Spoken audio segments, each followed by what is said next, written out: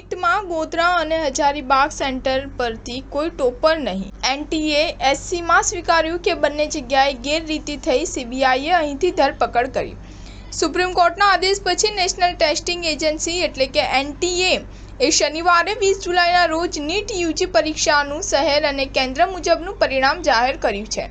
પરિણામ સત્તાવાર website nta.ac.in પર જાહેર કરવામાં આવ્યું છે. આમાં ઉમેદવારોની ઓળખ જાહેર કરવામાં આવતી નથી. ખાસ વાત એ છે કે વિવાદાસ્પદ ગોધરા અને હજારીબાગ કેન્દ્ર પરથી કોઈ ઉમેદવાર ટોપર નથી. ગોધરાના જય જલારામ શાળા કેન્દ્રથી 2 વિદ્યાર્થીઓએ 600 માર્ક્સ મેળવ્યા છે. આ સિવાય કોઈ પણ ઉમેદવારને 600થી વધુ માર્ક્સ મળ્યા નથી.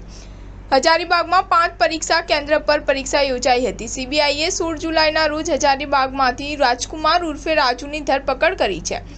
હજારીબાગમાં પણ એક પણ પરીક્ષા કેન્દ્રમાંથી ટોપર નથી. 18 જુલાઈના રોજ નીટ વિવાદ પર સુપ્રીમ કોર્ટમાં સુનાવણી હતી. કોર્ટે એનટીએને શનિવારે બપોરે 12 વાગ્યા સુધીમાં તમામ ઉમેદવારોના પરિણામો વેબસાઇટ પર અપલોડ કરવાનો નિર્દેશ આપ્યો હતો. આ દરમિયાન એનટીએ પણ ગોધરા અને પટનાના પરીક્ષા કેન્દ્રોમાં ગેરરીતિઓ અંગે સુપ્રીમ કોર્ટમાં કબૂલાત કરી છે. નીટની પરીક્ષા 5 મેના રોજ 4750 કેન્દ્રો પર યોજાઈ હતી. તેમાં 24 લાખ ઉમેદવારો સામેલ થયા હતા. સુપ્રીમ કોર્ટે સોમવાર સુધી કાઉન્સેલિંગ પર પ્રતિબંધ મૂકવાનો પણ ઇનકાર કર્યો હતો. સુનાવણી દરમિયાન સોલિસિટર જનરલ તુષાર મહેતાએ સરકાર વતી કહ્યું હતું કે કાઉન્સેલિંગમાં થોડો સમય લાગશે. તેની શરૂઆત 24મી જુલાઈની આસપાસ થશે. સીજીઆઈએ કહ્યું, અમે સોમવારે સુનાવણી કરીશું. સ્ટાર ન્યૂઝ 7 હંમેશા સચ્ચાઈની સાથે.